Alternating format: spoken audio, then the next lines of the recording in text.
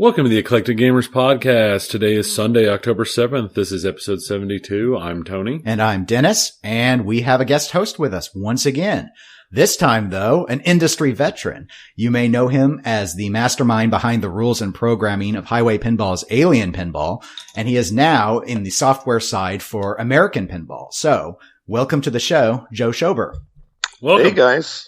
Hey guys, thanks a lot for having me. It's an honor. Yeah, we've been talking about doing this for quite a while, and summer's now finally passed. The leaves are, well, out here, they're still quite green and hot, but... And yeah, it was like 90 a couple days ago. Yeah, we have 80 something today. It's, it's gorgeous. Still love this time of year, so it's awesome. Well, before we actually have you introduce what's been going on with you in American Pinball, because that can be its own sort of discussion topic in a way, we'll go ahead and get our intros out of the way. So, Tony, last 2 weeks, what's been going on? People want to hear from you. I've been playing games and working, just like always. No, in all actuality, we did halfway, we actually had a test stream that I joined you on at Solid State Pinball on Friday night. Mm-hmm. That I felt went really well, all in all. And we had a tournament at 403 Club last night, which I think that's all that needs to be said about that because it went so poorly for me. I didn't really do any better. Yeah, it was rough. It was bad. It was real bad.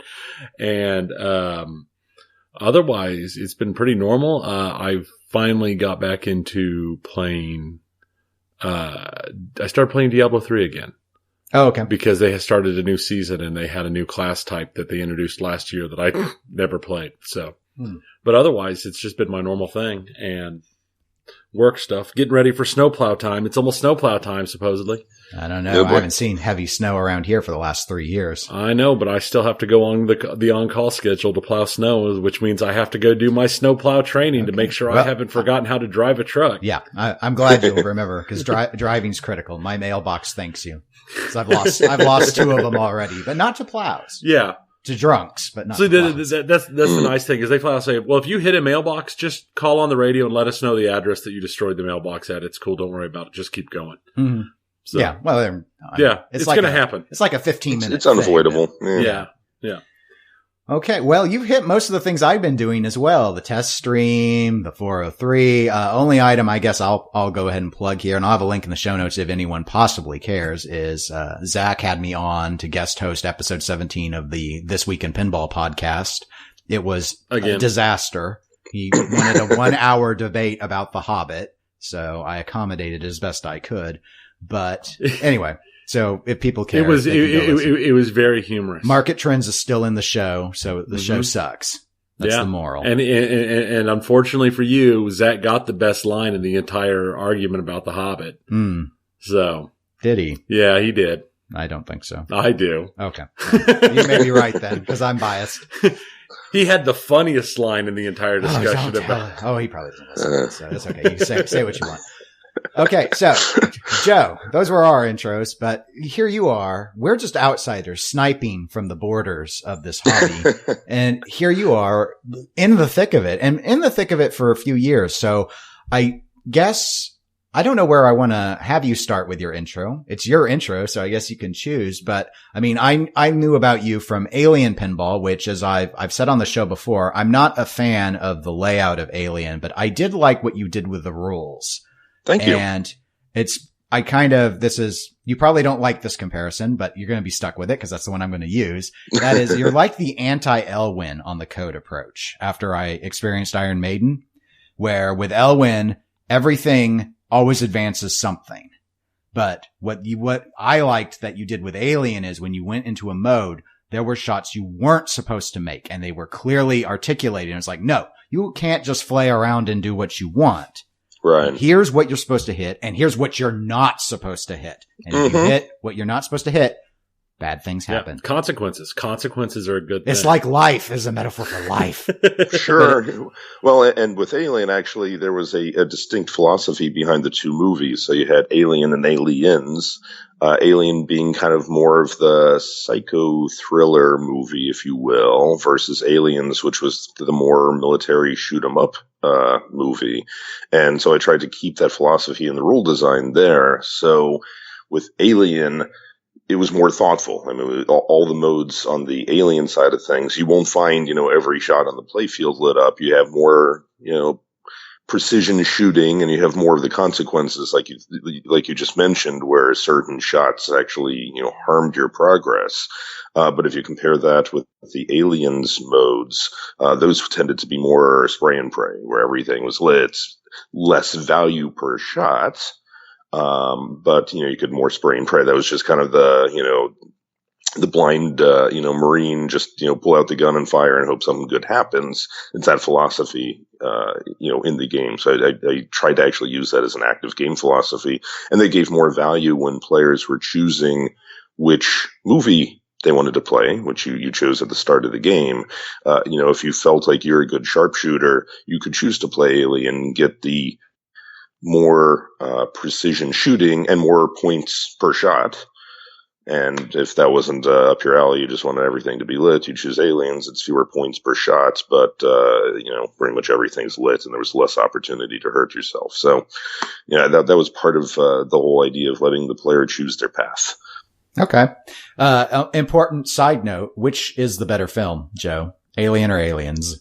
I'm gonna have to stick with Alien. It's the original. Yeah, it's we got everyone into that universe.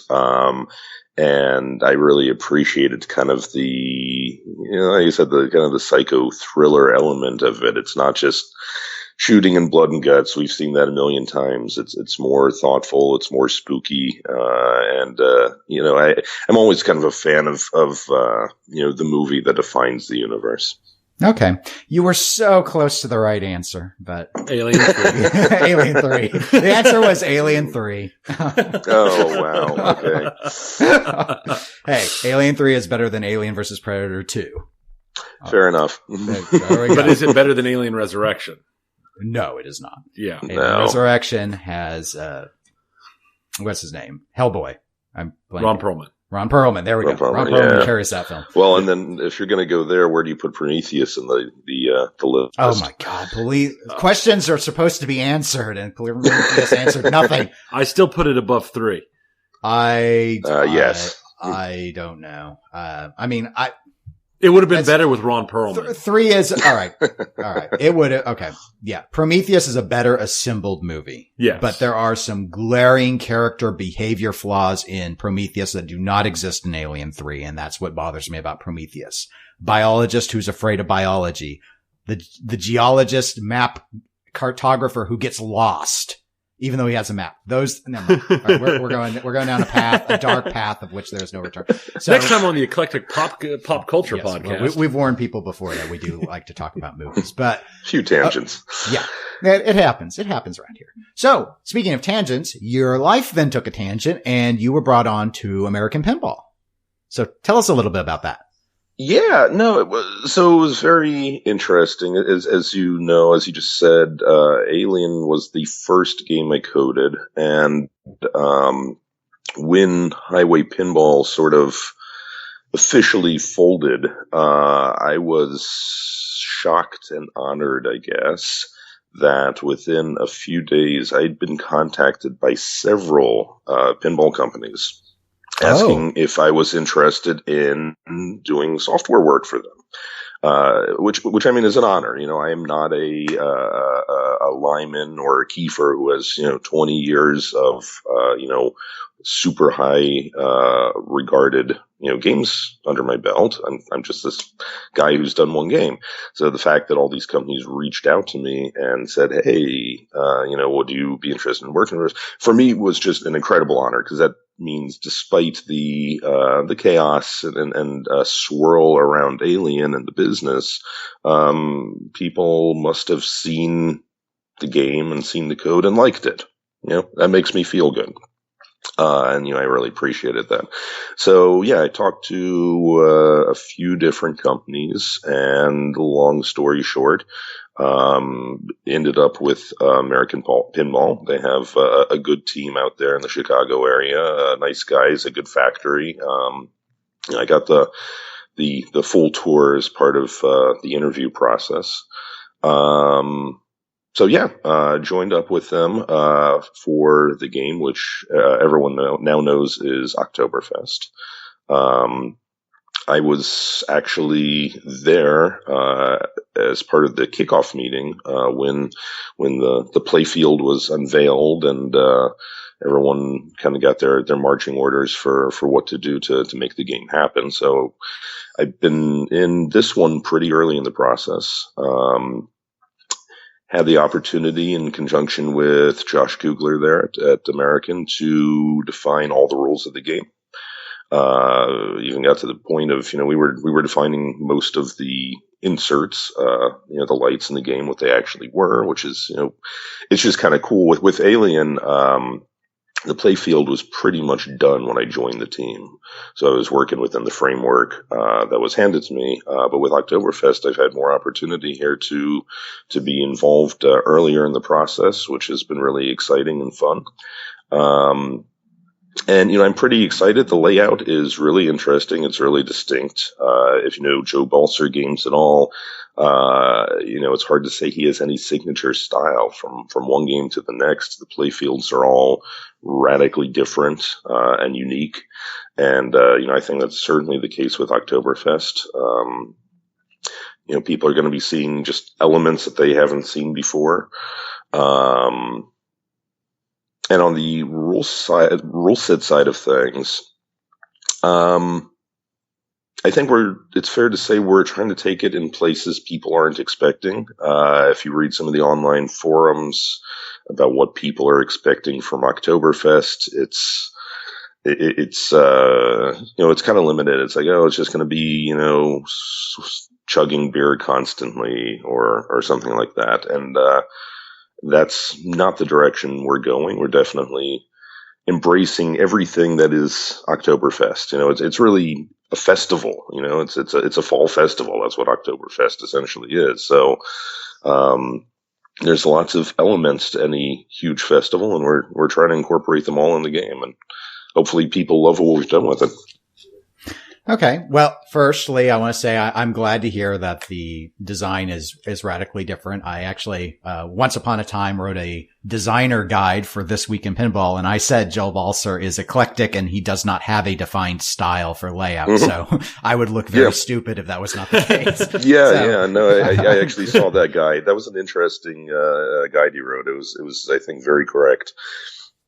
Yeah, there were a few things on retrospect. Of course, I started getting the feedback afterwards because it's hard to assemble something so large. Like, what about the center posts on the Kirk games? That was my favorite because it's like, that's a good point. I should have mentioned that. Yep. I should have mentioned that. Okay. So you're going to include, it's not just going to be beer. There's going to be lederhosen in it too. We're going to be, absolutely. We're going to be squared away. And polka music. Probably. Is it polka music that's associated? I don't know. I really don't know anything about Oktoberfest. Other than it's a festival. Music. Well, it's associated with music. People I think polka is well known, but certainly at the festival, it's all sorts of music. Okay. Just saying. Excellent. Don't get yourself boxed in. All right. If you don't want to get yourself boxed in, stay out of the polka box. Well, there's certain people who I can imagine would literally not want to own or buy the game or play the game if it was just polka music nonstop. I can understand that. I mean, I like polka music in moderation. I do too. Like most things in moderation, it's pretty good. But after a while, it's like I need something else now. Thank you, please. Mm-hmm. Exactly. I think everyone does. And if you go to Oktoberfest, it is not just wall to wall polka music. So in terms of the software coding on Oktoberfest, are you and Josh pretty much splitting the workload fairly equitably? I wasn't sure, based off of when you came on board, if he was sort of taking lead on it and you were handling certain aspects of the programming, or if it was sort of a balanced, like he's doing half of it and you're doing half of it. So actually when I joined the team, which was, back in, late May, early June, I don't remember the exact date, call it start of June just for the sake of discussion. Josh was still involved in kind of getting Houdini wrapped up. He had a couple of major updates, he wanted to get out the door and such. So the first, couple months, and, don't know the exact dates here, but basically the first couple months, I was pretty much solo on the actual coding of Oktoberfest. So I was doing all the work myself. We were communicating regularly, pretty much on a daily basis, to agree on, the details of the rules. So basically the way I, do, game design, and I'll even say code design, this is how I've done my whole career, is, I kind of need a roadmap. If I don't have a roadmap, I am, just wandering aimlessly, and that's not good for anything.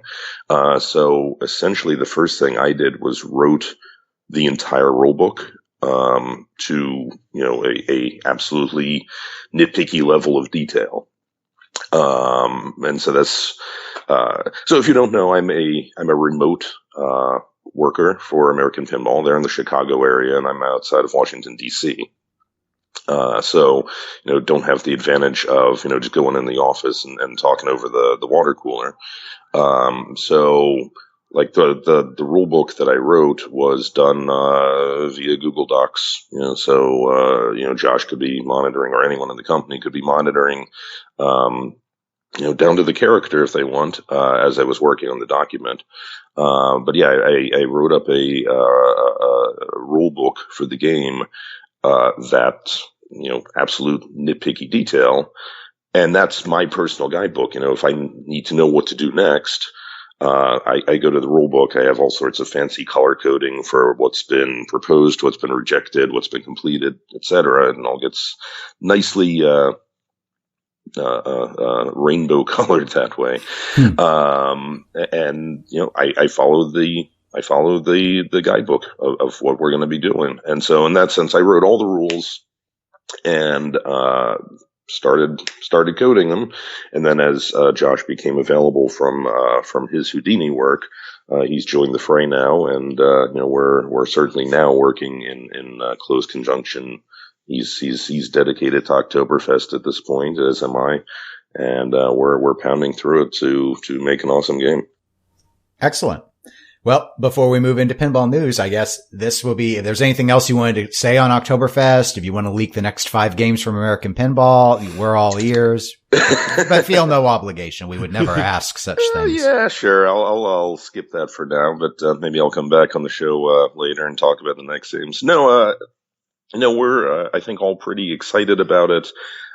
Just yesterday, I got a FaceTime video call from Josh while he was walking around the factory. And of course, yesterday was a Saturday, so tells you those guys are busy over there.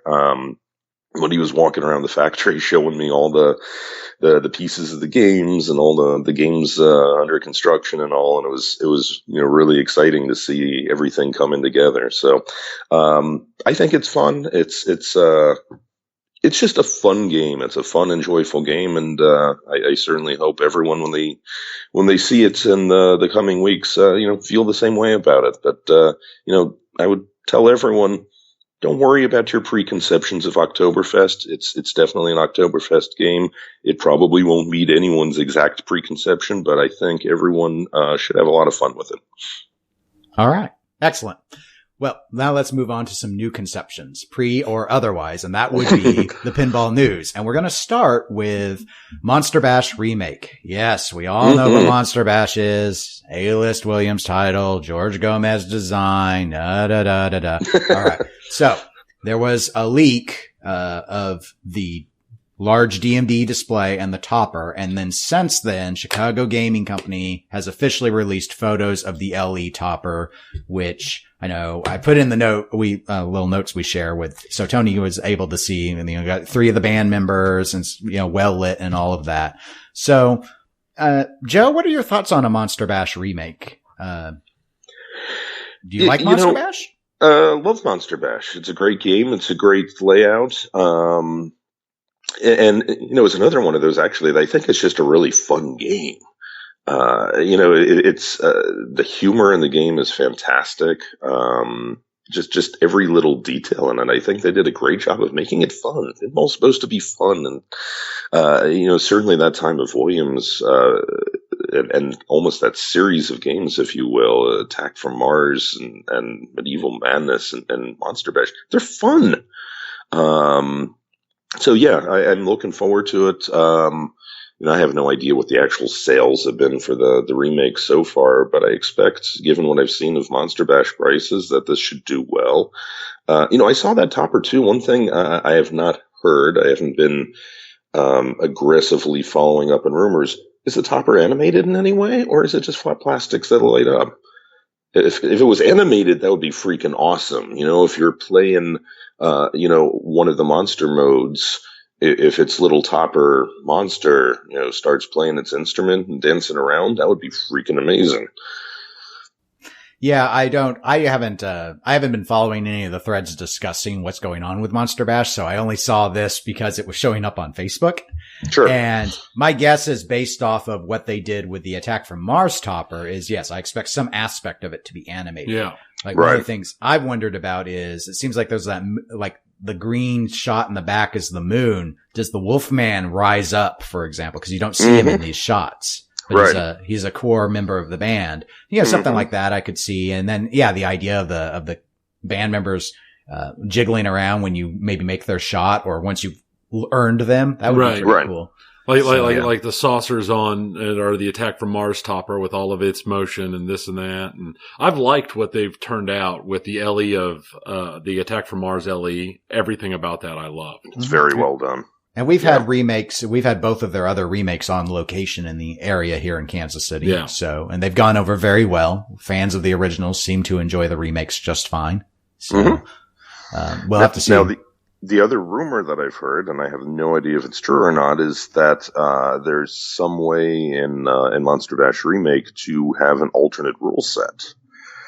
So I don't know what that would entail. I personally think, I like Monster Bash's rule set, as Lyman coded it at Williams. But if it's actually a true rumor, I'd be curious to know, what they thought needed changing. What kind of enhancements are they actually doing? Yeah, I heard that as well. And I'm surprised also.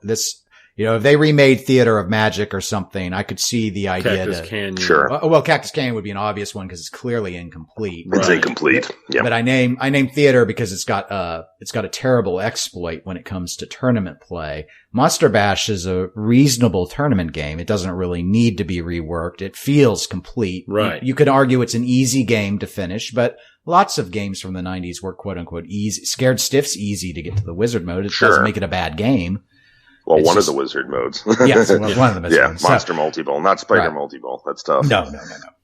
We have to have some limit. There has to be something for the good players. But okay. So it's interesting. So I'm glad that we're just finally seeing things come out because Tony and I went to Texas Pinball Festival back in March and we thought we were going to get to see that.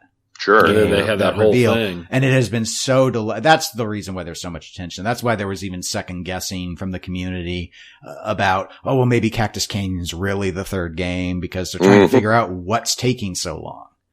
Yeah. And I still have no idea. And we may never know. Right. It's just weird. Yeah, it really is. I mean, of course they have the playfield already. So, this has clearly been in the works for a long time. I don't know what they've been doing, but, I'm looking forward to it. But speaking of rumors, next news item, one that I know I touched on with Zach on This Week in Pinball was that it's going around that Jersey Jack Pinball is considering doing another edition of Wizard of Oz. This one purportedly called the Yellow Brick Road edition. I'm assuming it will involve the color yellow. Tony, do you have any thoughts? Their editions are just excuses to keep the machines on the line. Do you think it would sell though? I mean, it's been out for like 5 years. They finally sold out of the Ruby Red edition. So, I mean, it's not like they need to make 1,000 of them. If they make 100 or 200 of them and then they just box them up and have them set there. So when somebody wants a new unboxed machine, they ship the new unboxed machine out. I mean, But don't you think the line should be busy making pirates? Stern's line can handle a whole bunch of machines. I'm sure Jersey Jack's machine line can handle building more than just one machine at a time. I'm sure they can handle having a second machine on the line. I don't disagree with you. My issue is that wouldn't it make more sense to have 2 Pirates games on the line than one Wizard of Oz and one Pirates? Unless what you're telling me, Tony, is that there is no demand for Pirates. Is that what you're telling me? I can't get behind that. I know there's plenty of demand for Pirates. I know there's still people waiting for theirs. That's why. Right. But again, this is just a rumor. This isn't that they're actually building it right now. Well, and there's no way to know. I mean, while it's a rumor, it doesn't mean it's on the line now. They could just be waiting to throw it on the line once Pirates production slows down. Joe, what are your thoughts? Yeah, if I remember right, Jack said that, I think the quote was something along the lines of, he gets a call every day from someone who wants to buy Wizard of Oz. And he said it was their most popular game.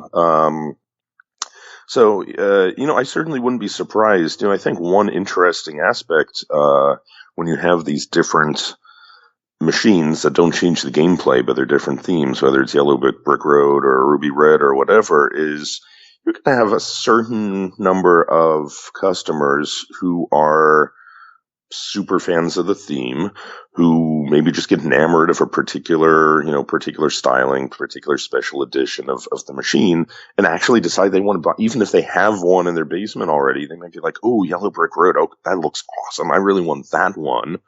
Buy the machine, and then, go ahead and flip their existing game.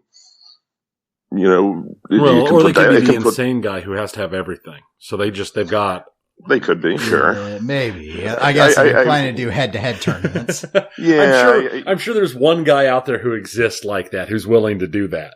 Oh, sure. Although, at $9,000 a pop, that's a pricey endeavor. But yeah, there's always someone. Can you imagine just having like 4 or 5 different Wizard of Oz's just in a row? Oh, it sounds awful. It'd be so weird. But I mean, there are people out there who own like 3 of the same car in different colors because they like all 3 colors. If you can do that with a McLaren or a Ferrari, you can do that with a pinball machine. No, sounds made up. I don't believe it. I don't believe it happens with the cars either. I've decided that that's a lie, and I don't want it spread.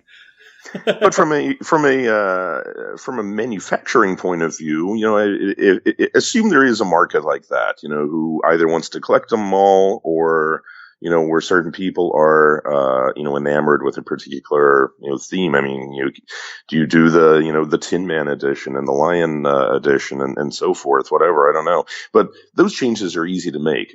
They're not, I assume, they're not changing the playfield layout. They're not changing the rules. Maybe you have just some modest changes to audio visuals in the game, like just, a different title screen in the attract mode or something like that, but nothing radical. That's the sort of thing that would be pretty easy to, have an art team, for example, just, a person or two go off, make these other editions. And if their line is set up to be able to just slipstream, and here's the plastics for the Yellow Brick Road edition, just put those on instead of the standard edition plastics. Sure, generate a market that way. I'm guessing, you can make something out of that. I do give them a tip of the hat if they don't change gameplay in any way, because that's always been a little bit of a pet peeve of mine with Stern's model, where the actual gameplay changes between models. But other than that, it's a frustration for me as well. Sure. Speaking of Stern, they have a rumor as well. We can't leave them out of the mix. This is all rumors. There is no real news. So everything is rumors. So I apologize, but I couldn't make the news happen. Even Oktoberfest is a rumor. We're actually that's right. There's St. Patrick's Day. They say it's not going to be. Hey, they say it's not going to be exactly like Houdini. Hey, did you hear that Houdini has tight shots? I've heard that Houdini has tight shots. I never heard that. Really? Oh, well, okay. Well, that's the rumor. Tight but findable. That's the rumor. Huh, so, okay. I'll have to check that out. Fascinating. So, in the case of Stern, I have no idea about the rumor of the shots. The rumor is that Munsters, which most people have expected to be the next game and to come out at the end of this year, has been flipped, and instead Beatles will come out first and then Munsters. Joe, is it a big deal which one comes out first? Not for me. No. Okay. The people who care about the timing, everyone's all worked up either way. I'm sure it'll cause, another 1,000 message thread one way or the other. But, if the rumors are to be believed, both games are coming down the road, and, whether you wait 6 months or 12 months for it isn't a big deal to me. So you're not a mega fan of either of those particular franchises? I'm not, with Munsters, honestly, I barely ever watched it. I'm passing familiarity with it, but it's nothing that's, doing anything for me. With the Beatles, I mean, I like Beatles music. It's great and all.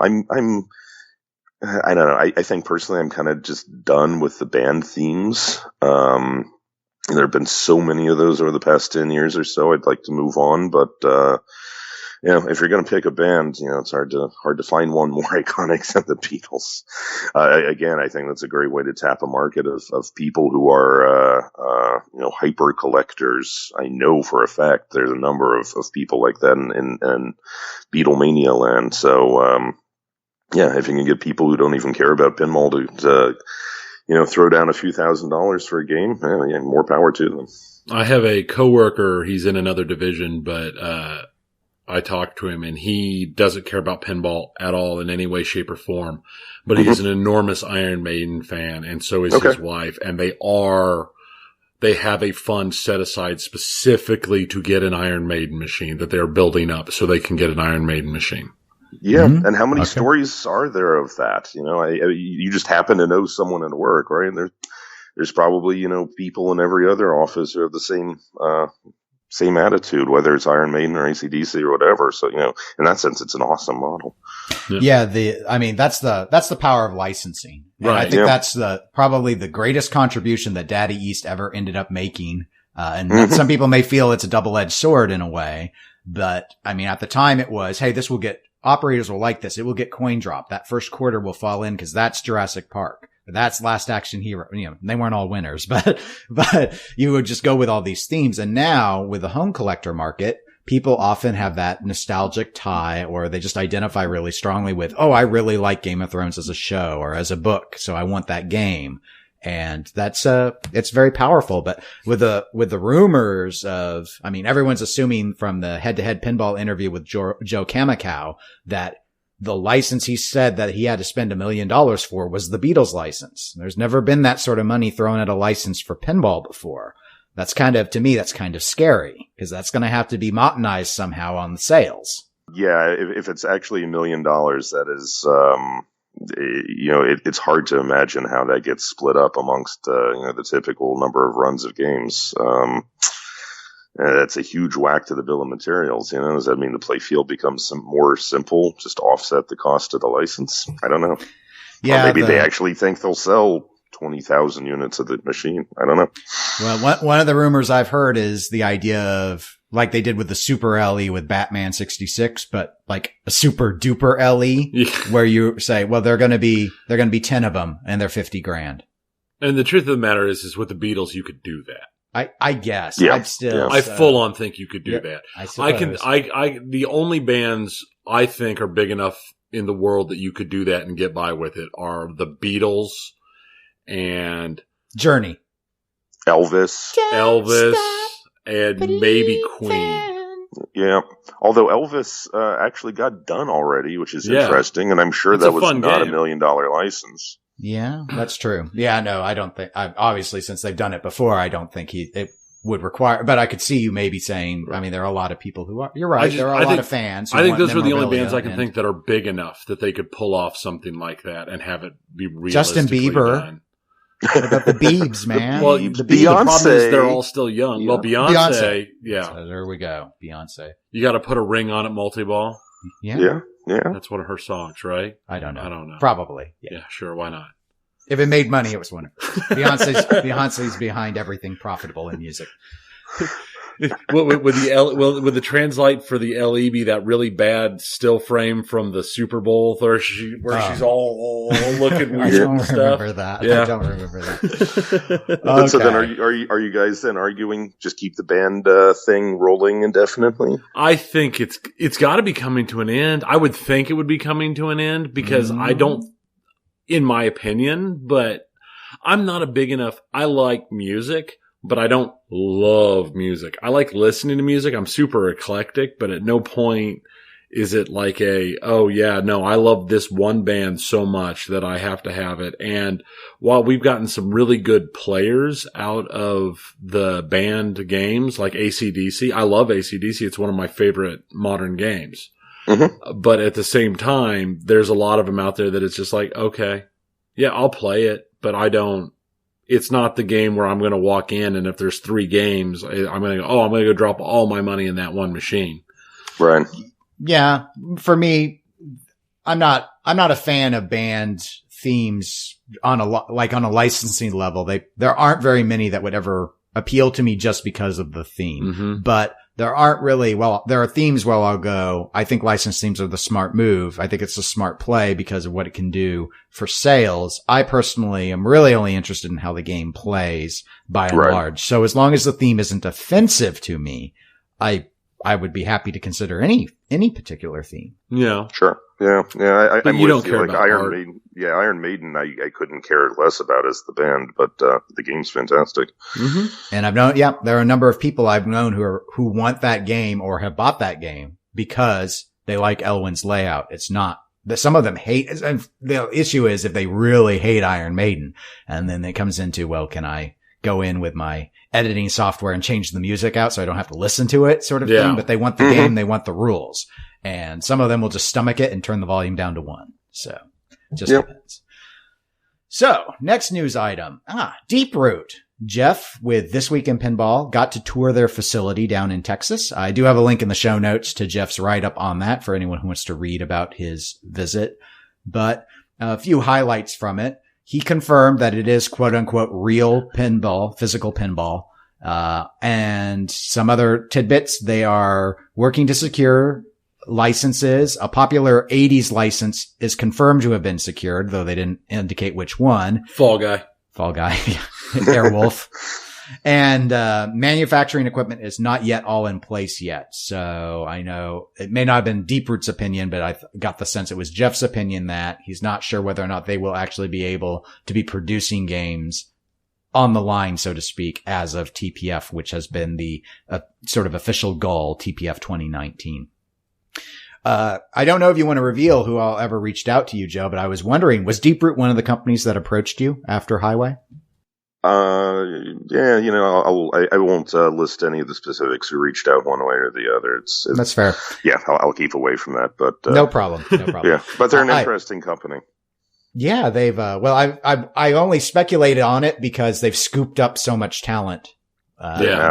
Steve Bowden's with them doing rule design. Obviously, they've got 4 major veteran designers from the old days, Bally Williams and Premiere.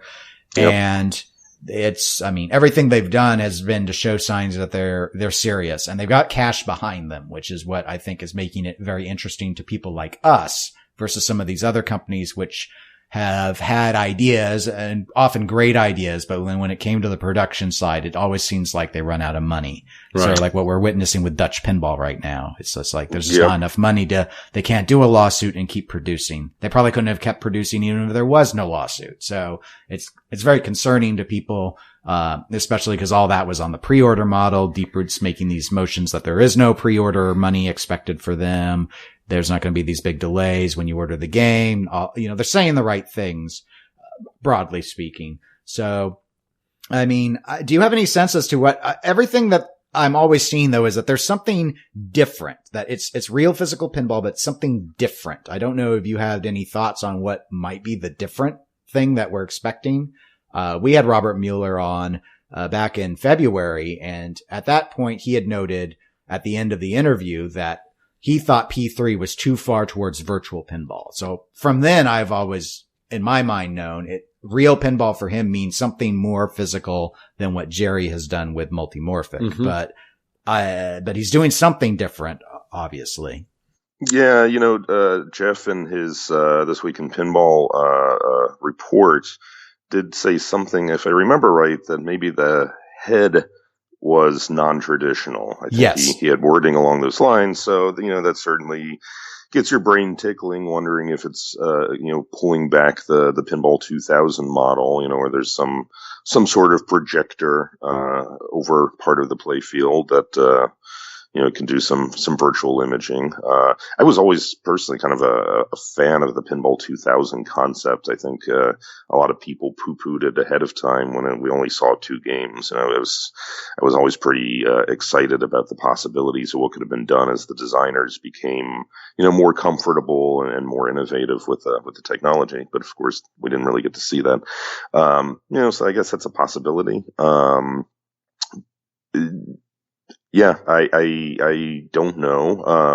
The one thing that really raises my eyebrows with Deeproot is, their title selection, at least what's been rumored or semi-confirmed or whatever. It's kind of an eclectic mix of titles that already have a lot of baggage around, J-pop and that whole thing, combined with something like Fire and Brimstone, which I find a very interesting choice of title. Certainly a well-known theme, but you have the risk of getting some people riled up and having other side problems with that. So I don't know. It's certainly one of the more interesting stories to monitor in pinball.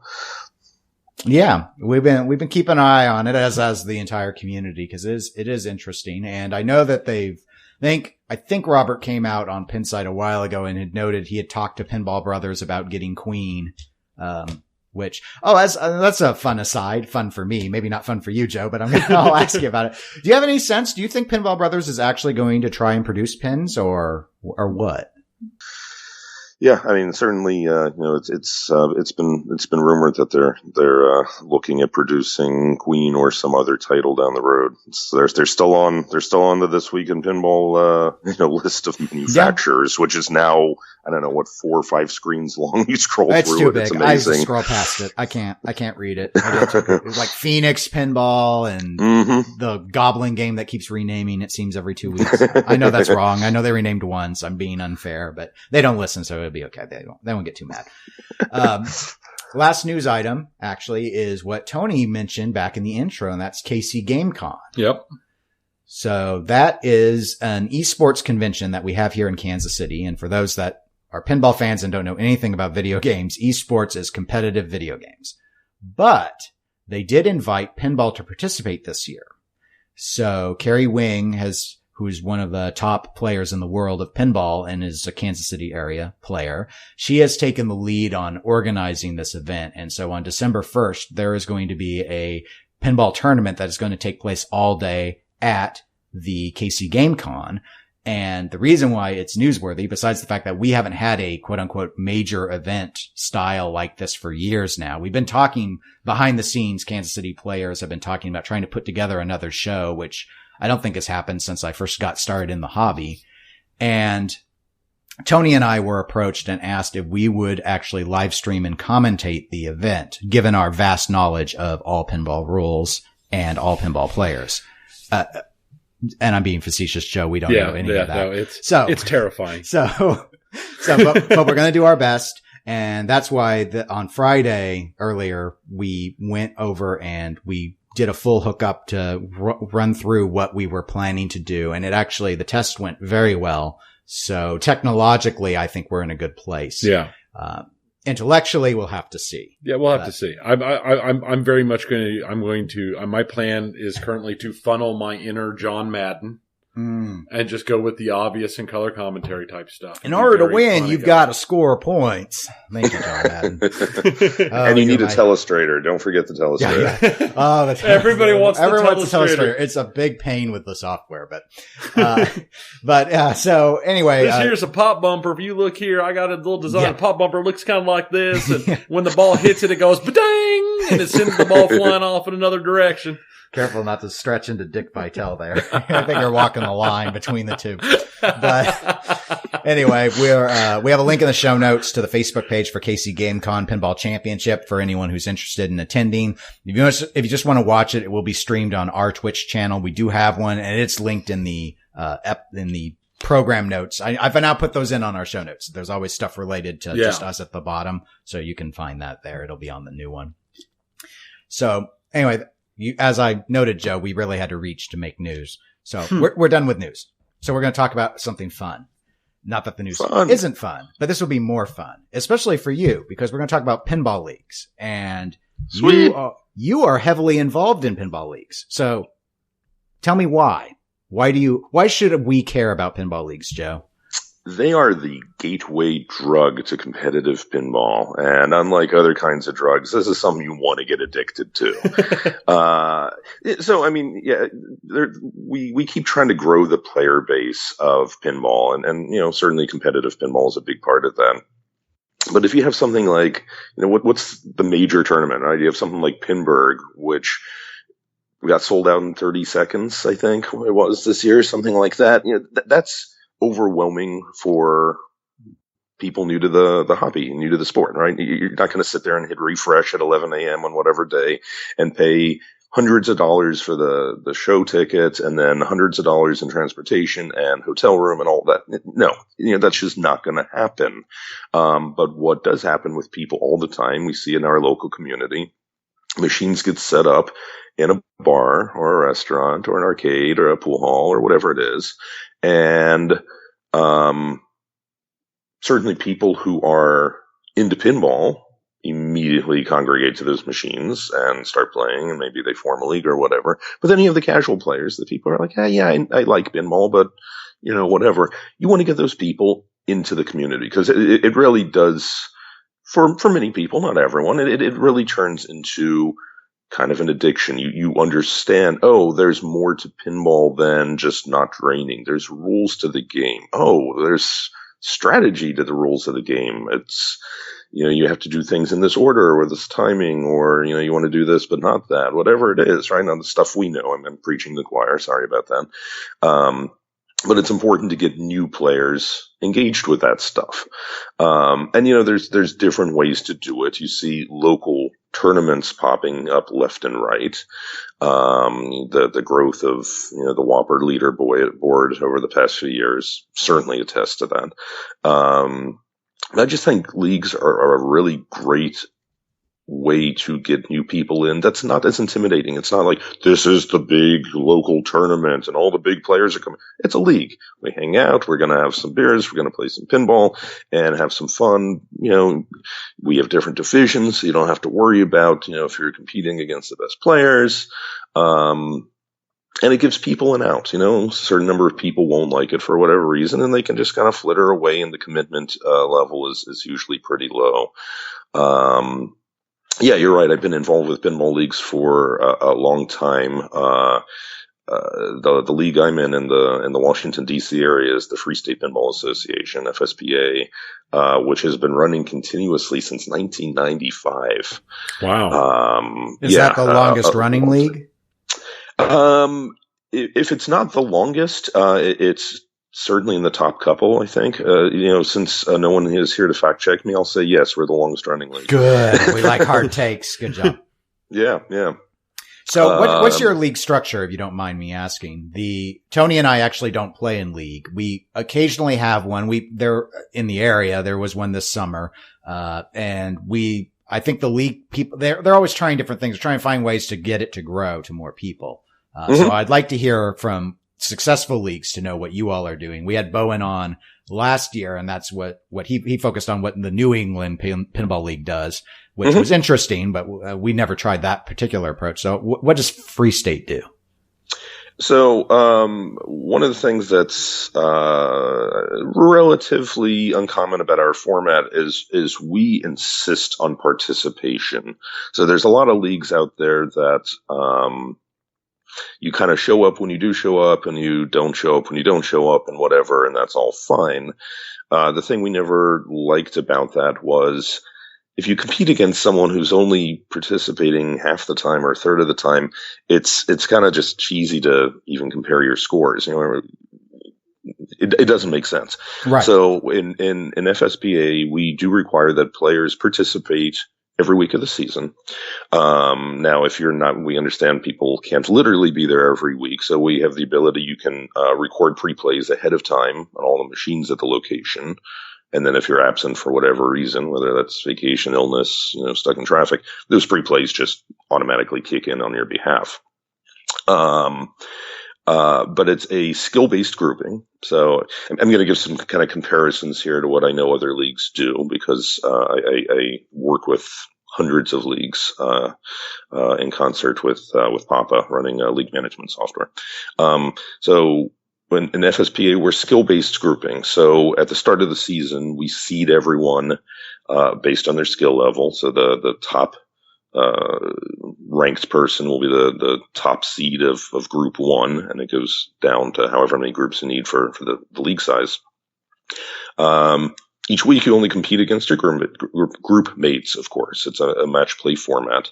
If you win your group, you bubble up one group. If you lose your group, you bubble down a group. So at the end of every week, there's this kind of big swapping of players throughout the whole league.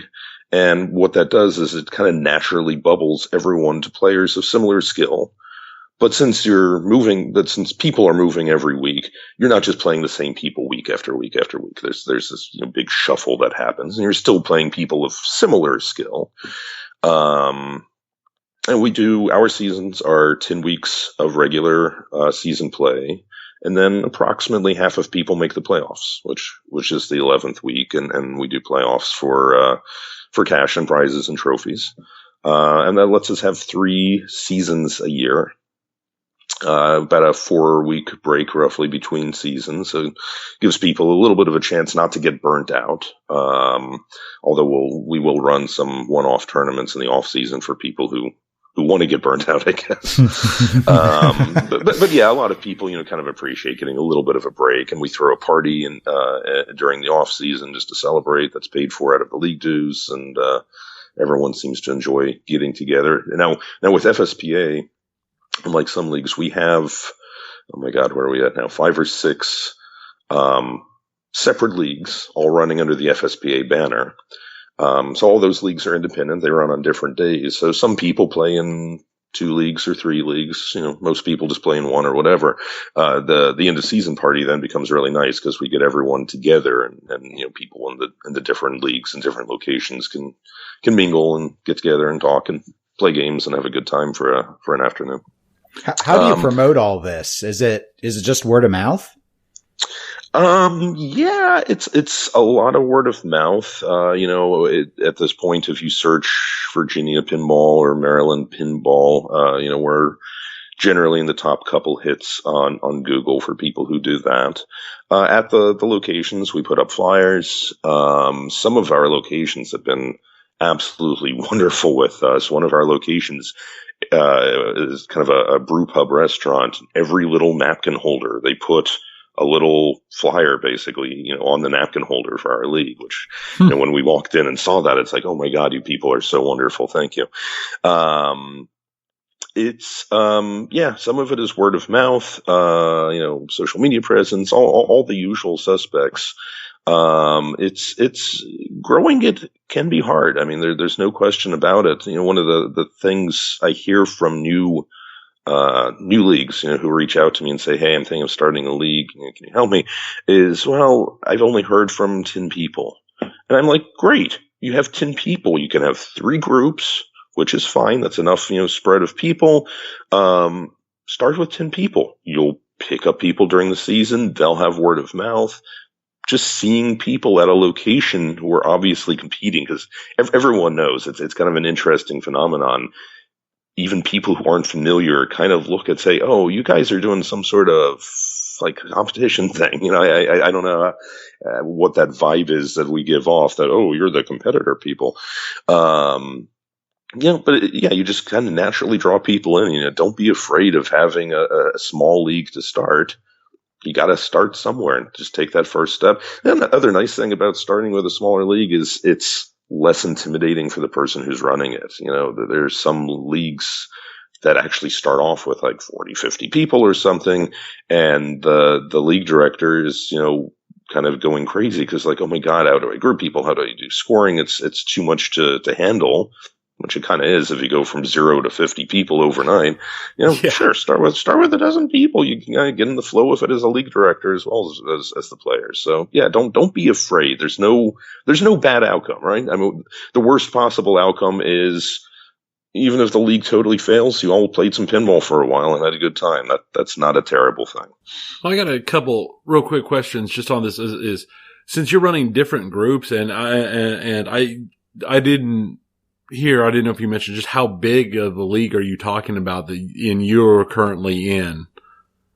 So for us, like I said, we have like 5 different leagues under the FSPA banner. So this season, our league sizes, I think the smallest is about 14, 15, and the largest is 45, something like that. That's a pretty good spread. Yeah, across the leagues, I think we have maybe 150 players this season. And they run at different locations. Does one league run at one location all the time, or does it rotate locations every week? Every league kind of just rotates around, or no. Each league is dedicated to a particular location and a particular day of week. So on Tuesdays at 8 p.m. we play at this specific bar, and on Wednesdays at 8 p.m. we play at this specific volleyball arena, etc. So players can choose.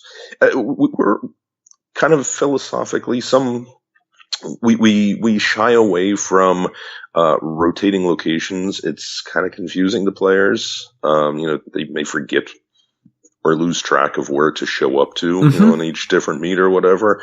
We also shy away, and we suggest people don't do home leagues if they can possibly avoid it. You don't get that, the passersby seeing you. There's a lot of concern of, people don't like to put their address on the internet and just have random people show up at their house. I get that. That makes sense. You don't have to worry about what happens if the league, the homeowner gets sick or something. You just cancel league, I guess. Oh, well, there's a lot of issues around, home-based leagues. Some places you just can't avoid it, but, I definitely say if anyone is interested in starting a league, try to find a location. And if you don't have an existing location, it's a great opportunity. If you've got a couple machines, or you can get a couple of friends together to each volunteer a game to put on location, find a bar or restaurant that's willing to work with you, and start your own location. Grow the scene a little bit. Now, you mentioned involved with the league work and also with Papa that you've done some software related to this, which, given your background, is, I suppose, no way surprising. But could you talk a little bit about the software? Yeah, it's funny. It started as something just for our league, for the FSPA. And then a couple other leagues approached us and said, hey, we saw what you were doing. We saw your website and we like your rules. Can we get in on it? And foolish me, at the original time, I hadn't planned that far ahead. I just did software for us. But I was like, well, if you're running the same rules and all, sure, no problem. We'll just set up a different URL for your league and off you go. And then there were more, and then there were more, and then there were more. And it started going out of control. I had to end up redoing the software from scratch because it was completely not prepared for that level of growth. And then at some point along the line, I partnered up with the fine folks at Papa. Had talks with Mark Steinman there. He wanted, as part of just Papa's general educational outreach, I guess, of all things pinball, he wanted to have support for leagues to, kind of one-stop shopping where you can come and get software and get it set up and get rules to guidance and all. So if you go to league.papa.org, I have my very cheesy little intro page and a sign up form for people. And I've worked with, I'm going to guess conservatively, probably 300 different leagues around the world. And our software is hosting about 130 of those right now. So there's a lot of leagues, and I invite people, we don't charge anything for it. Papa, provides the hosting as part of their sponsorship of this. So the web hosting's covered. We do not charge a dime for any of it, whether or not you want to use the software. Don't hesitate to reach out to me if you're starting a league or if you have a league but you're not really happy with it, you want to explore new ideas. I love talking with people, and I'm probably a little bit crazy, but I spend many hours each week just talking with different leagues about how they can shift their format around or do scorekeeping and or how to grow or how to address different ruling. It's whatever it is.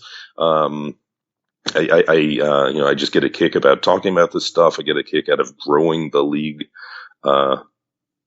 community worldwide.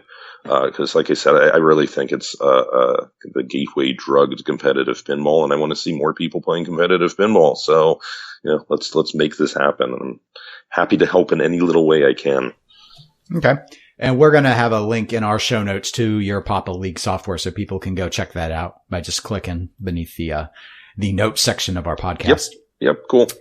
So, Tony. And I one other question is I know me and Dennis, when we do when there are leagues running in the Kansas City area, me and Dennis tend not to participate, not from lack of interest, but from the realities of times. Because when you're talking about a league that starts at 8 or 9 p.m. on a weeknight and I wake up at 3 a.m. to go to work, it kind of turns into a no-go. And I know Dennis is a long commuter to go to work. So he has the same problem. He has to wake up extremely early to do a long commute for work. So have you found any issues with that or any answers or thoughts on how to deal with a league? I mean, I know most leagues tend to be afternoon or evening weeknight things, but do some places run like a weekend league or this or that? Because I know we run a lot of weekend tournaments. We've got like 2 of them a month in this area. Yep. So, yeah, no, we actually, we historically were always kind of, weekdays at 7 or 8 p.m. We started a few years ago a league Sundays at 4:30 in the afternoon, which I was a little concerned about that time that, people would be, either watching football in the fall or caught up with dinner plans or whatever, but it's actually been very successful. It's been a great time for people. Play with it. You're absolutely right. There's certain people who, like you said, have to be at work at 5 a.m. And so, the idea of playing league from 8 to 10 on a work night is just kind of a no-go. It's a tough balance, and to some extent, even things like your community's traffic patterns matter. Like in the DC area, traffic is a complete nightmare. The beltway around town is usually just, a wall of metal, even at 7 o'clock at night, So for us, it was kind of, we had to push the start time for most of our leagues a little bit later because otherwise people just wouldn't be able to get there from work. Other towns, maybe don't have that bad of a traffic problem. And maybe you can start at 7 o'clock or 6:30 or, whatever it is. You play with it. You survey your community, see, what days and what times work. We've been a little hesitant to do Fridays and Saturdays. We figure Friday night people tend to, kick back and, go visit, the bar or watch a movie with the family, whatever. And Saturdays, oh my goodness, I don't know about you guys, but our local calendar of pinball events, I think every Saturday is taken through like the year 2021 or something. It's crazy. So it's bad here too. Yeah. Yeah, well, it's great. It's bad. It's bad. But as far as having a league to contend with that, we figure that's not a great idea. So we've definitely been avoiding Saturday for leagues. But play with it. Find a day and a time that work for your community. Now there are even some leagues that I've worked with. This is hard to make happen, but where each of the groups is kind of a self-forming, self-regulating sort of situation. So where you publish up on the internet somewhere, hey, this week group 1 is, Dennis and Tony and Joe. And it's up to the 3 of us to, figure out a day and time we can all make it happen and then go to the league location, play our assigned games or whatever. There's some downsides to that. One of which is if you don't have a tournament director who's on site, for one thing, I think you don't get Whopper points, if I remember the rules correctly. But it can be a little difficult to adjudicate, any issues if you do it that way. But if that's your only choice for whatever reason, go for it. Again, it's all about the people having fun. Don't worry too much, especially as a league is forming. Don't worry too much about the Whoppers if that's a problem. Don't worry too much about having 20 machines to play. If you have 3 games to play, you have 3 games to play. Just make it happen. Okay. Well, we've got another topic. You suggested this one, Joe, and I think it's really interesting, and that is about programming. It's about balance. The balance between having highly strategic games versus games that are more of that shot-making style or pure flow. And as a bit of a lead-in, this is very, very timely. There's another podcast focused more on video games, but it's called Gaming on 10 Minutes a Week. And they actually, on a recent episode, had a discussion about modern pinball and what they don't like about modern pinball. And one of the hosts noted, and he's a big electromechanical fan, said, as far extreme, now I'm putting words in his mouth, so apologies to Nick if I get it wrong, but it was essentially that if you had to code, that's the problem. Coding in pinball machines is bad. That if you can't spell it out and have the scoring on the playfield clear to the player, you've already messed up. And so I thought, that's really interesting. We're having a coder come on. So let's talk about this, because I think people fall on all sorts of different lines. So it's your suggestion. So Joe, what do you think? What's the struggle with the balance between having high strategy, high thought process games versus just that, the fun of shooting the table like in ye old days? Yeah, I mean, I've obviously been thinking about this a lot more in the past few months and the past couple years. And it's something I've been just constantly juggling in my mind, right? So take a look at something like the Pinside, top 50, top 100 list, whatever. It's interesting to see the blend of games that's up there. So if I remember right, I don't have the screen in front of me, but I think maybe Attack from Mars or Medieval Madness, I think, is holding like the number 1, number 2 positions. And it's actually kind of hard to say that those are deeply strategic games, certainly by today's standards. Ever since the world let Keith Johnson loose to do rule sets, I think the definition of strategic got totally rewritten. Those aren't deeply strategic games. You kind of shoot them. You have to do a couple things in the right order if you want to maximize your points or stack a multi-ball or something. But for the most part, you shoot the game and you have fun with it. But then there are the more strategic games, and I'm good friends with Keith Johnson, so don't let it sound like I'm ragging on him. But his games are incredibly strategic and complicated, and not immediately understandable always what you need to do things. But from a long-term player or homeowner point of view, that really keeps it interesting, because there's always something new you haven't seen the game do, or you can focus just on specific things, like how many people have gotten pretzel multi-ball on Simpsons Pinball Party. How many people even know there is such a thing as pretzel multi-ball on Simpsons Pinball Party? So you can actually make a new game for yourself just by focusing on one of the, the intricacies of the rule sets that you maybe didn't know about or didn't focus before. So in my mind, the real issue, and I guess I'm saying this as a pinball designer right now, is you want to accommodate both sets of people. There's some people who have no interest in learning the rules of the game to any, nuanced detail. They just want it to be fun to shoot, the pleasing ball paths, pleasing geometry of the game. And when you make those shots, you want cool audiovisual response.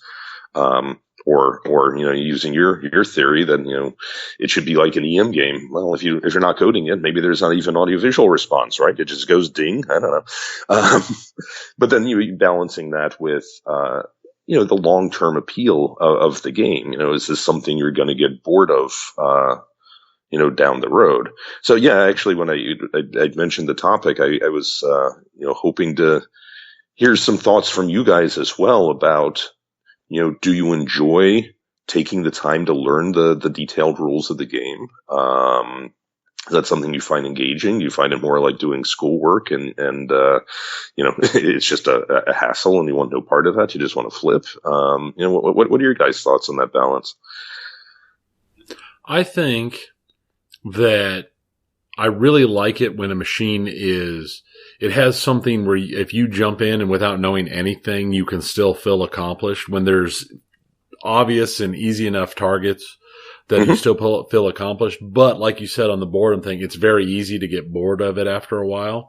So I think, if you can find a game that's got just a nice balance where there's a couple things that are easy, they feel good, and for someone just walking up to it, they have fun with it, while still also having some deep enough stuff without destroying its ability to be a good tournament game, without destroying its ability to be well played, would be an amazing balance that would just make for like a perfect setup to a game. Right.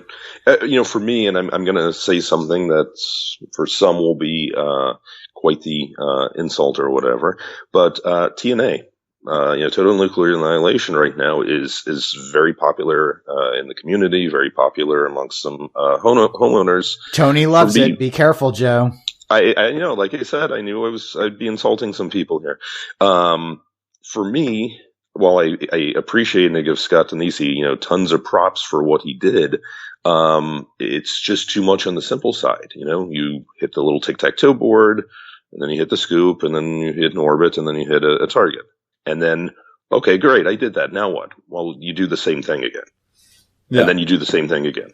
And right. Then, you can throw multi-ball locks in the mix, which, from a geometry point of view, that kind of bothers me too, because the tic-tac-toe board is here and the lock is, half an inch to the right of there. So all your shots are kind of aimed at the same place, certainly in the opening stretch of the game. For me personally, it's just too simple. It's I play it, it's like, that's fun, and I have a couple games. I'm like, okay, I don't feel any need to do that again for a while.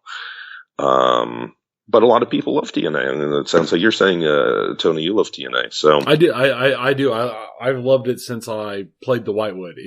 But I do completely understand where you're coming from. That it is not a game that necessarily has the same kind of depth that you'd see out of a Dennis's personal favorite game, The Hobbit. That is not true at all. You're right. It doesn't have the same depth. Right. Hobbit is the worst game Jersey Jack ever made. And I can see where, especially in a home use, and that's one thing that as it's coming from, that's not my experience because I don't have that kind of play and we don't have one on location. So I haven't played it a ton. I've only played it at very special occasions, when we've been in Texas and at stuff like that is my only chances to get to flip it. So I don't ever have the chance for that burnout to really settle in.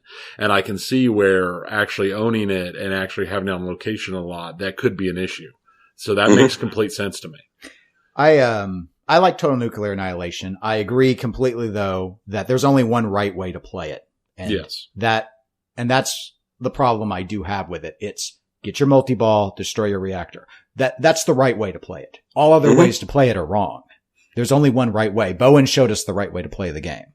Right. The reason why I think Total Nuclear Annihilation is fun and why it's so popular is that it's brutal and that modern games are too easy. And I agree that modern games by and large feel like they have gotten a little bit on the easy side. My biggest gripe about Iron Maiden is that I hate it in tournaments because even I can play it for 10 minutes on 3 balls. That's too long. I may still be in the mindset of the game for location. And Tony and I mostly play on location. Mm-hmm. I have a few games. My newest game is Star Trek, but everything else is early 90s or earlier. So for me, I'm used to and enjoy playing games that have rules. And I'll pivot on it and I'll say, I want there to be more than one thing to do so I can entertain myself, but I generally don't lean towards it being a 30-minute journey. Like I do really like Lord of the Rings and what Kiefer did with it. I really respect it a lot. Love it. But like everything coming out of JJP right now is like that. And maybe it's okay for one manufacturer that puts out a game a year to do that, but I wouldn't like it if everyone did that. I lean more towards falling into that Lyman Sheets style of code category where, assuming you have a decent layout, he gives you some easy things that are obvious that you go for, like, hey, look, you can bash this well walker and you're going to get a multi-ball. Mm-hmm. But if you want to take some high risks, there's some big points, really complicated scoring strategies, but you won't have fun. You won't lose. It won't be bad for you if you don't know about that. You'll still have fun playing. But he's got stuff in there for the hardcore tournament A grade players. That's what I like to see. Yeah.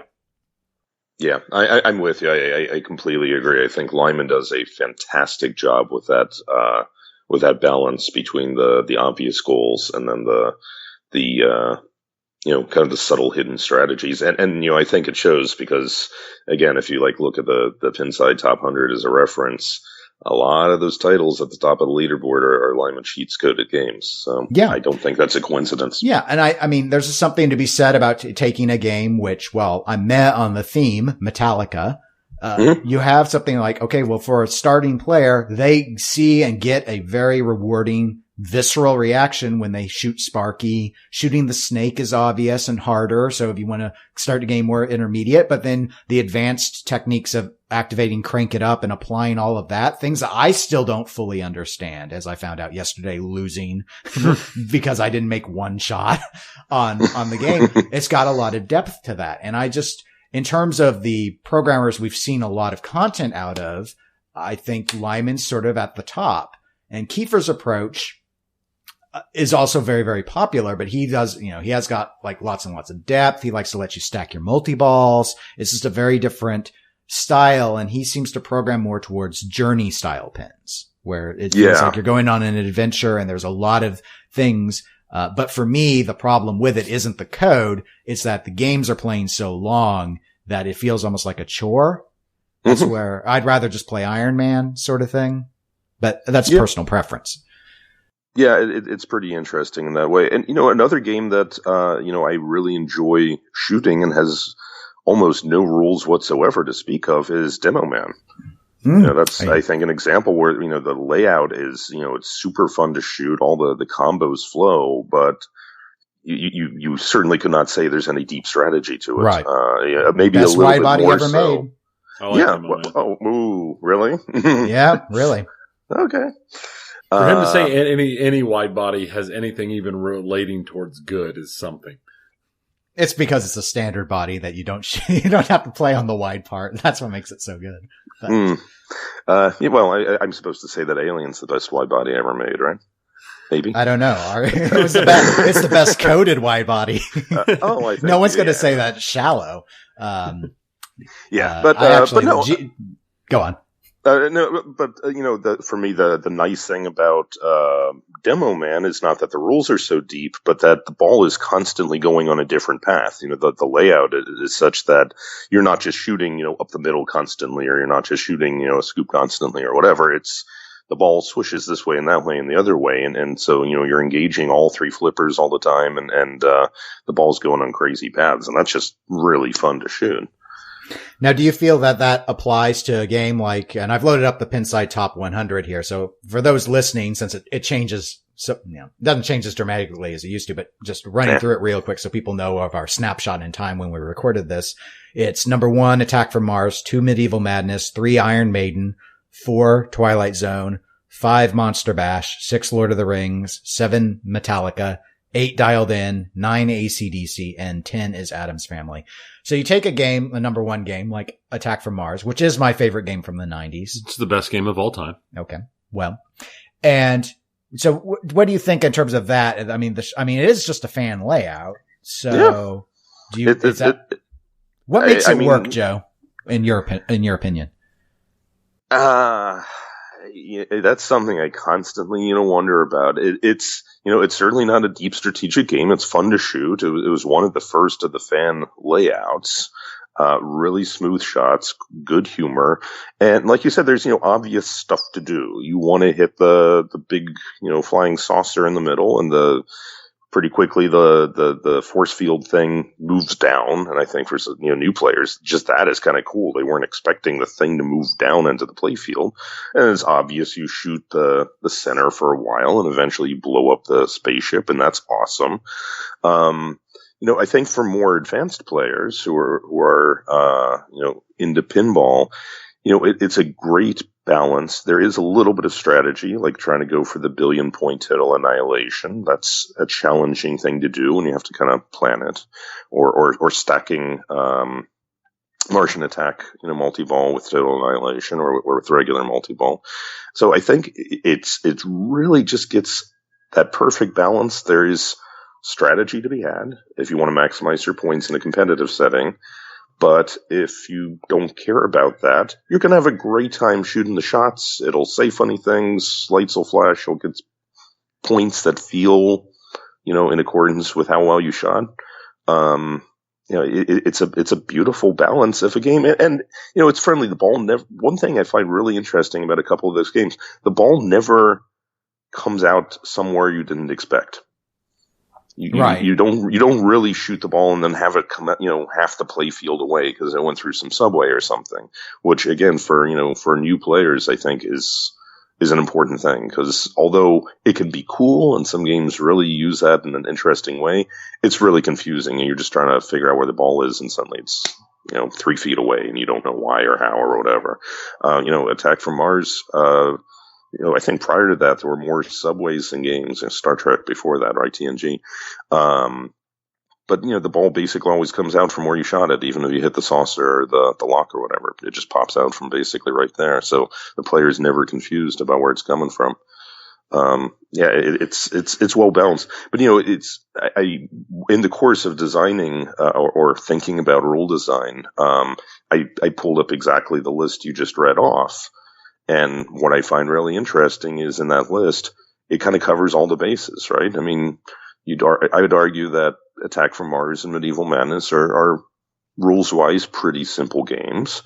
But then you have Lord of the Rings there in the top 10, which is not very simple. It's a Kiefer game. Iron Maiden, I like seeing at the top of that list. I think it's a great game, and Keith Elwin did a great job with the design and balance of that one. But it covers all the bases in that top 10 of deeper games versus, just good shooters. Yeah. I guess my general nutshell thing about rules, that appeal to me is the best packages, regardless of depth, do they incentivize you to shoot the entire playfield? Yes. Absolutely. I completely agree with them. And so that's really what I look at, because, for example, while overall, Tony mentioned wide bodies because I'm not a wide body fan, but a very popular one for a lot of reasons, I think, is Paragon, but Paragon is a lopsided game. Mm-hmm. That's my problem with it, is that you really are only shooting one side of that playfield. If you know what you're doing, you really only want to shoot one side. You can respect it for making you learn how to post pass, but it's not a well integrated concept on the rules side of it. Whereas a fairly unpopular game, also a fairly not experienced game, was Steve Ritchie's second game, Atari Superman, where you have to actually shoot the entire playfield to spell Superman. There's no other way to do it. You can't spot letters in it. So it at least makes you shoot that layout. It's not the best layout he ever did, but it makes you shoot it. Right. And yeah, I completely agree with you. That's something I focused on both with Alien and now with Oktoberfest. As far as the rules, I hate it when there are shots that no one ever wants to shoot, if you know the game. And yeah, that's been a key focus of mine, is that every shot in the game has a valuable purpose to it. And there are different paths to doing good scoring. You don't have to just do the one thing. Good. So Oktoberfest confirmed. Makes you shoot the whole playfield. Exactly. Yeah. Good. Inside scoop. Breaking news. That's what we're here for. All right. Well, we only have one last topic left, Joe. Are you ready to play 20 questions? Oh, sure. I'll give it a whirl. Okay. Well, for those who don't know, and in case you didn't know, it's very straightforward. You can ask me a series of yes or no questions. It will be about a pinball machine. It will be a pinball machine you have played. I stalked you and made sure you played it before. Uh-oh. And it's closed book, but after the 15th question, so for questions 16 through 20, you may use IPDB, Penside, whatever search tools you want. So it's open book for the last 5. So we give you every advantage, well, at least after the first 15 questions. And I'll keep track. I'll let you know every 5 questions where we're at, so you can be aware. But anyway, I have the game here, and you may start asking your questions to figure out what it is whenever you are set. Okay. Is it a dot matrix game? No. Is it a solid state game? Define that, because I think you're using it more explicitly than I normally do, which is just anything with computer chips in it. Ah, okay. Is it in the computerized but pre-DMD era? Yes. Okay.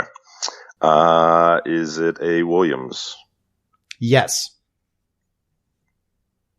Is it a Lawler game? No. Is it a Steve Ritchie game? No. That was question 5. So we're in the solid state era. And you said it was a Williams? I did say that, yes. Let's see here. What are you going to pull out that you knew I played? So I'm trying to cheat a little bit on what games would you know I've played. I'm very clever, so be careful. Does it have multi-ball? Yes. Does it have more than 2 flippers? No. Is it from 85 to 89? No. Is it from 80 to 85? Or 80 to 84? No. 1990? No. That's question 10.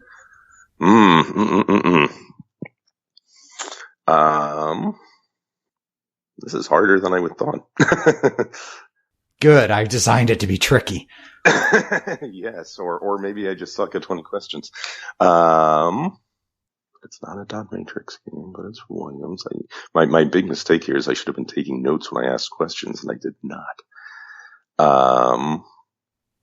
Well, let's see. I'll help you out as best I can then on that. Let's see. So, you asked if it was Williams, and I confirm that. You've asked if it was anywhere from, I think, combining all your questions, 1980 to 1990. Those are all no. No. You asked if it was Steve Ritchie. That's a no. You asked if it's got multi-ball. That's a yes. You've asked if it's got more than 2 flippers. That's a no. Think that catches you up. Is it prior to 1980? No. Okay, well, so it's after 1990 then we've established, and it's in a limited range of games, you would think. But it's not Lawler, so it's not like Fun House. It's not Earthshaker, but it's after 1990. But prior to 1992, this should be super easy. How many games did Williams make in that time? All of them. They made all the games. They made all the games. It's a good thing I didn't go with Premiere. Yes, and then the fuse in my head would completely blow up. Oh my god, I suck at this. Is it card themed? Is it like gambling themed? No, it is not. It is not gambling themed. Wow.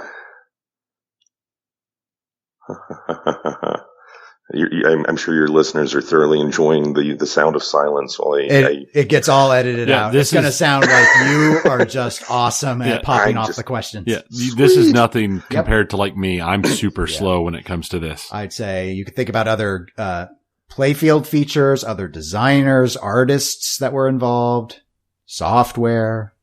Yeah.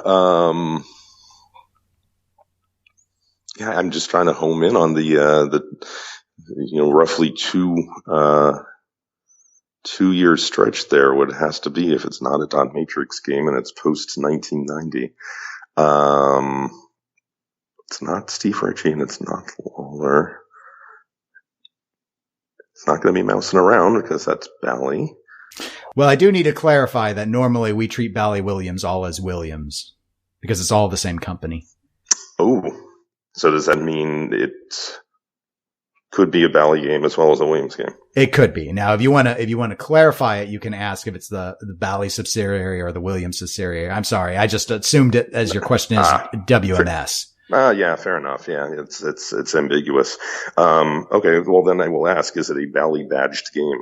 No. I loved baiting that out of you. So yeah, it's a good way to make me use up a question. So it's a Williams badged game. I've heard this segment on your guys' show before, and it seems easy, and then when we come to do it, it's like, oh no, that's actually not easy at all. It's that pressure. It is. You know, it's funny you say it's that pressure. I've actually been on a game show before, and I managed to blow a trivial, like, mathematics question, which, you know, under any other circumstance would have been a no-brainer. But there is something about that pressure being under the spotlight that makes your brain work differently. I still remember when I took my GRE and I blanked on how to figure the area of a triangle. Right. Exactly. Because all I had done in college was statistics. I hadn't thought about geometry in years. And it's just like, as soon as I was out of there, I was like, oh my God. I knew I'd gotten it wrong too. But if anyone asked you at a party if you could calculate it, you would just rattle it off and it would be no problem at all. That's just how I impress everyone at parties, is with triangles. Yeah, it says something about the kind of parties you go to. But nothing wrong with that. Nothing wrong with that. All right, so back to our challenge here. Right. So we have done 13 questions. We have a early 90s game, not by Ritchie, not by Lawler. 2 flippers. It is Williams badged, and it was not a gambling theme, we decided. And I believe, I don't think I asked, does it have multi-ball? You did ask that already, and I said yes, it does. It does have multi-ball. Yeah. Who are the other designers at the time? Is it a Python game? Yes. Wow. Okay. But post 1990, Python game. I'm one away from the IPDB at the time, huh? That's right. You just have to do one more, and then it'll all be open to you, and you're going to be so mad that you did it before now. I will. I know. I'm going to look at that, and I'm going to be like, how the heck did I possibly screw that up? I'm so proud of myself right now. You have chosen well, definitely. This is a challenge. I had to I re-chose 2 times because I was going through it. It's like, no, I just thought you're too clever. I had to figure out a way. No, you did a great job. Also, a Python game from the early 90s, has multi-ball, but not dot matrix. Yeah, but I kind of want to do this legit because I'm guessing once I pull up IPDP, it'll be obvious and I'll hit myself. But I'd rather do it legit. But it's not Whirlwind because it's not a Lawler game. Even though I believe Python was involved in Whirlwind. I'm really going to smack myself when the answer comes out. Maybe not. Maybe I'm wrong. Maybe you'll be like, oh, I forgot about it. Yeah. No, I never knew about that. I played it, but I never knew about it.